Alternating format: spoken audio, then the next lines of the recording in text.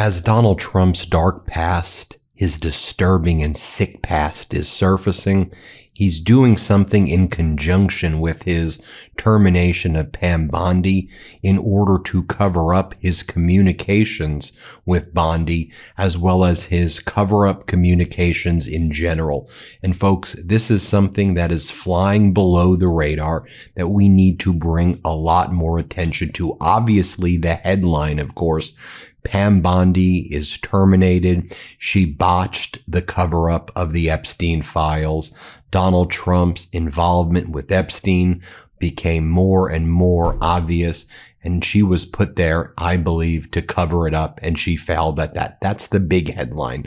But let's dig deeper to what also was happening and what we also learned in the past 24 hours. I mean, here's the headline, but let's dig deeper. The Justice Department is now saying that a federal law enacted in the wake of the Watergate scandal that requires a president of the United States to preserve certain documents and turn them over to the National Archives at the end of his administration is unconstitutional. So Bondi's DOJ, bye-bye Bondi, it's now the Deputy Attorney General, who's now the Acting Attorney General, Todd Blanche, who was Donald Trump's criminal defense attorney. So now the DOJ under Blanche, they are declaring the Presidential Records Act unconstitutional, and they're saying that Donald Trump and everybody in the White House will not be preserving their emails, their communications, their text messages, which all belong to we the people. They're supposed to preserve all of that. It gets archived. It belongs to us so we can see what they were doing. The DOJ saying, we're not complying. It's unconstitutional. We're going to destroy everything, right? You would think this would be a massive headline. Shout out to our friends at Crew, Citizens for Ethics. You've seen them before on the Legal AF channel and, of course, on the MeidasTouch Network channel. Here's how they describe it. This is a big deal, and it's flying below the radar. Trump's DOJ just gave him a huge gift in the form of a legal opinion, which is an illegal opinion, declaring that the Presidential Records Act is unconstitutional. Let's be clear, that's nonsense. We'll break it down. So this right here was a report that was prepared by the DOJ. Let's take a look at it. Constitutionality of the Presidential Records Act. Then it goes on to say, you have asked whether the Presidential Records Act of 1978 is constitutional. We conclude that it is not. When who has asked that? It's always been a constitutional thing. Who are you to play judge and jury over the Presidential Records Act and say it's unconstitutional? No, the law, which was enacted by Congress, says you must follow it. You crooks, you criminals, you traitors, you sick thugs covering up the Epstein files. Sorry, I get angry sometimes. It goes on to say, the Presidential Records Act is unconstitutional for two independent but interlocking reasons. One, it exceeds Congress's enumerated and implied powers, and it aggrandizes the legislative branch at the expense of the constitutional independence and autonomy of the executive. Every law enacted by Congress must be based on one or more of its powers enumerated in the Constitution. You want me to dispel this in less than 20 seconds? If Congress has the power of the purse, and Congress is responsible for authorizing payments for basically everything, and the president's job is to faithfully execute the laws passed by Congress, Congress can very easily pass a law and pass a funding mechanism as well that requires that the paperwork by the executive branch be preserved. It's a very basic concept, but the Trump regime saying that can't happen. The Citizens for Ethics goes on to explain, Congress passed the Presidential Records Act of 1978 after Watergate to establish that presidential records are the property of the American people, not individual presidents. In nearly 50 years, no president ever has claimed that it is unconstitutional. Trump has a long history with the Presidential Records Act, including multiple warnings from the National Archives that he was violating the law during his first term, and his handling of classified documents was so egregious that he was charged with several crimes. Remember, Donald Trump violated the Presidential Records Act, stole classified information during the first term, was criminally prosecuted for it. Now he's saying, oh, the Presidential Records Act isn't even a thing. It's unconstitutional. But now the Office of Legal Counsel, under the leadership of the Trump regime, is saying that Congress never had authority to pass the law in 1978 and doesn't have the ability to regulate these records. And again, this is consistent with Trump's escalating efforts to consolidate basically dictatorial power. What Trump's saying is illegal. In my opinion, it's criminal. And it's part of an effort to cover up his dark past. Because remember, how are the communications taking place between Donald Trump and Pam Bondi? Remember on Truth Social, Donald Trump's social media platform, when he demanded that prosecutions take place against James Comey and Letitia James and others? Remember that? And he said, Pam, I need you to do this, this, and this. When we learned that Donald Trump communicates with his cabinet via direct messages on Truth Social, those would be subject to the Presidential Records Act. The text messages, the emails, the encrypted apps, all of that subject to the Presidential Records Act. Donald Trump directly. This tells me that there were probably a lot of communications that way about the Epstein files, that Donald Trump wants all of those deleted and destroyed, in my opinion, right? Because under the Presidential Records Act, if he was directing Bondi through direct messages, we get to keep all of that stuff. And if there's deletions, that's criminal for Bondi, that's criminal for Trump. Those are crimes right there. And so I think that's why they're doing it right now as well. Now, one of the things I want to dig into as well is more of this cover-up obviously taking place in plain view. So you had Todd Blanche, who's now the acting attorney general. He went on state regime media, and even Jesse Waters was looking at Todd Blanche like, dude, what the hell are you talking about? Like, do you realize everybody knows that you and the DOJ are covering up a child sex trafficking ring by not releasing the Epstein files, and you failed to release millions of records? Watch Todd Blanche basically, as part of this overall plan to cover up Donald Trump's dark past, say, you know what? The whole saga with the Epstein files is done now. The Epstein saga is over. We've produced everything. And anything moving forward, we're not going to talk about Epstein ever again. Literally, that's what he says. Watch what Todd Blanche said. Here, play this clip. Now, the Epstein files, you'd agree, not handled well? And I don't, first of all, I have never heard President Trump say that the Attorney General that anything that happened to her had anything to do with the Epstein files. And so look, the Epstein files has been a saga that's lasted for the past year. And what happened when the president signed the Transparency Act is the Department of Justice has now released all the files with respect to the Epstein saga. And the Attorney General Bondi and I appeared in front of Congress voluntarily a couple weeks ago to answer any questions they had. We have made every single congressman, senator available to come and see any document, redacted, unredacted, that they want. And so I think that to the extent that the Epstein files was a part of the past year of this Justice Department, it should not be a part of anything going forward. Now, Democratic Congress member and ranking member of the House Oversight Committee, Robert Garcia, says this is a lie. About 50% of the files have been released, and per our subpoena, it is illegal to withhold them. Blanche may think it's over, but we are just getting started. Hasn't turned over all of the records. What are you talking about? More from Todd Blanche right here. Even Jesse Waters is like, so who was Epstein spying for? And Todd Blanche's like, oh, he's spying for nobody. And Jesse Waters is like, well, you think you're doing a good job releasing the Epstein files? And Todd Blanche is like, I think the people know that we've done a really good job. And even Jesse Waters, of all people, Jesse Waters, this is the one time Jesse Waters' mom is probably a little bit like, okay, can you be more of that, Jesse? Just a glimpse. She was like, that's just a glimpse she got, right? I know she watches the MeidasTouch network, so I'll say what's up to her. She's a big Meidas fan. In any event, here's what Jesse said to Todd Blanche. And he's like, I don't think people believe anything you're saying. Here, play this clip. It should not be a part of anything going forward. Okay, well, I mean, you've combed through these files, right? Who was Epstein spying for? Look, I don't know that he was spying for anybody. Nobody's ever said that. No? You don't think he might have been a spy for a foreign country? I have no idea if he was a spy. All I know is that we don't have any evidence in the Epstein files that the FBI collected over 15 years that suggests that, Jesse. I don't know. I wasn't part of the original prosecution team. Neither was Attorney General Bondi. And I can tell you this, there's only one president that's held Mr. Epstein accountable, and that's Donald J. Trump.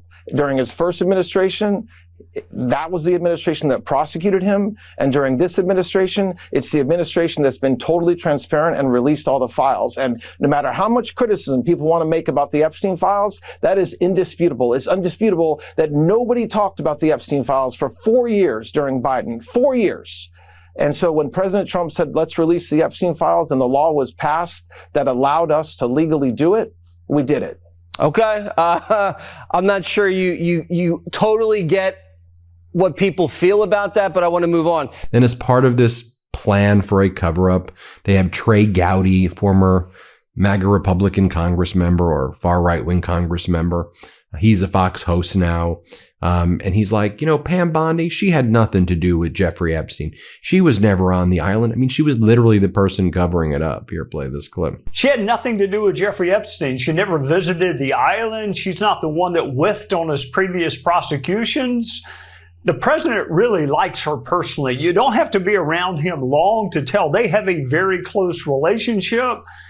I'm sorry it didn't work out because I like Pam, but Todd, if it is Todd will do a great job, and I know the president thinks highly of him. More from Trey Gowdy here, and saying, the real victim in all of this, Pam Bondi was a victim.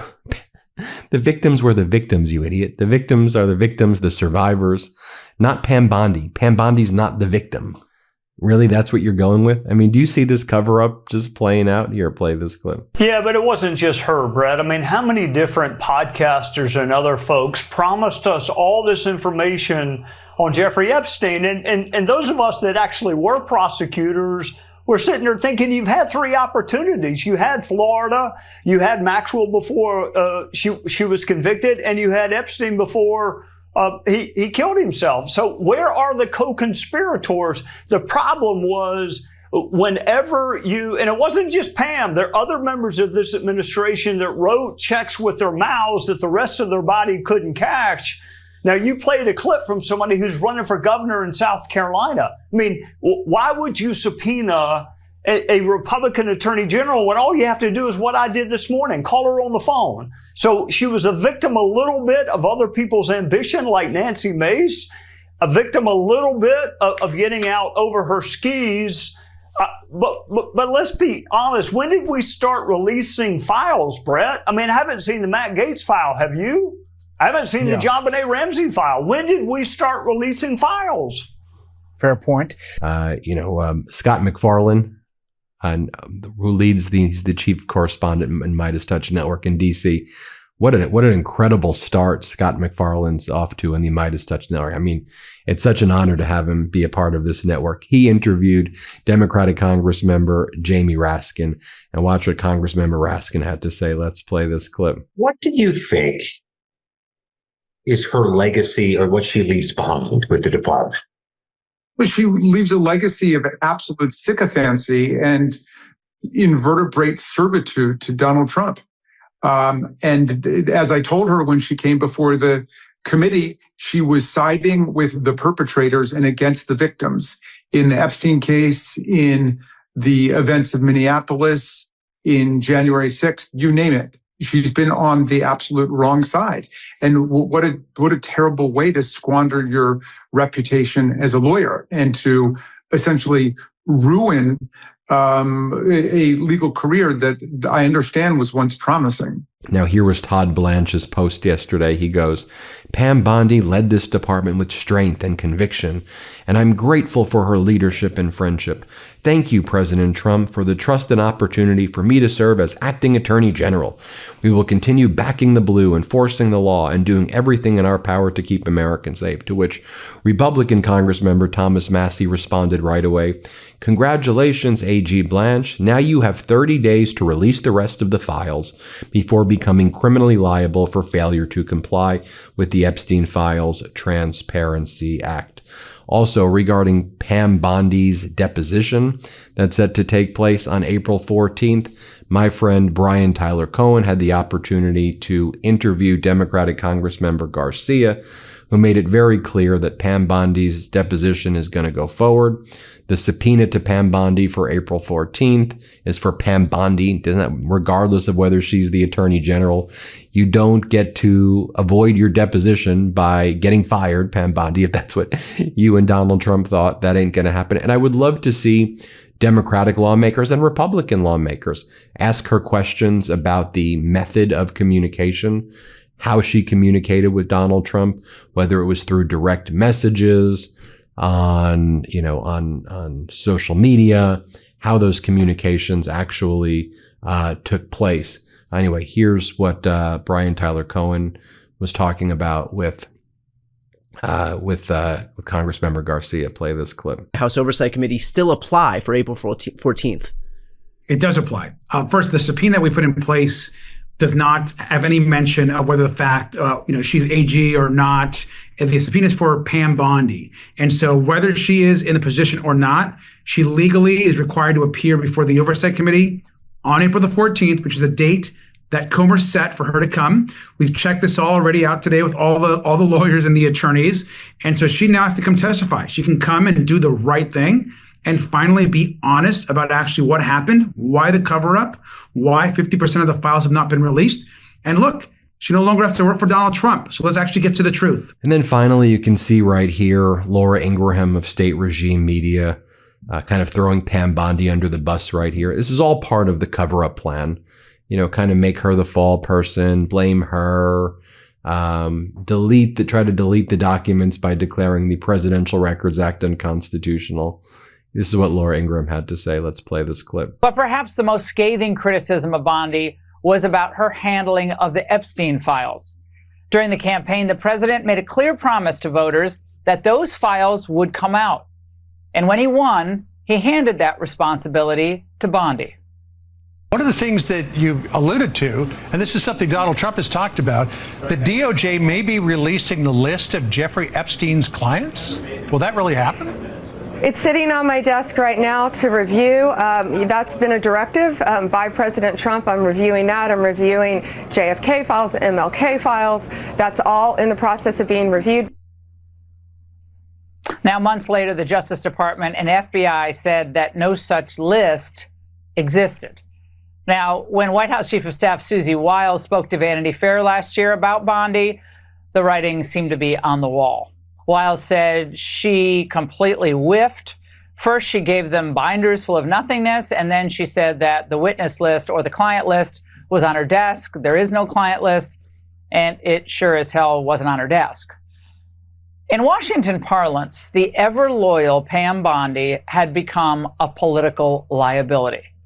And now timing becomes part of the story as well, because Bondi was scheduled to sit for a House deposition in mid-April on the Epstein matter. The committee will still try to force her to appear. And also, I just want to read for you what the Epstein survivors said in response to Pam Bondi being fired. Attorney General Pam Bondi failed us. Epstein survivors respond to dismissal of AG Pam Bondi.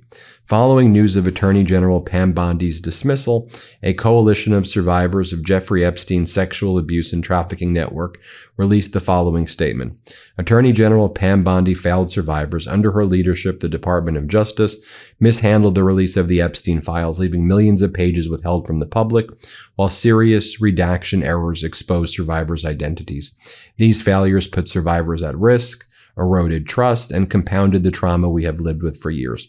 We came forward with courage and hope for justice, but under Attorney General Bondi's leadership, we were met with secrecy, mismanagement, and a failure to adequately protect our safety.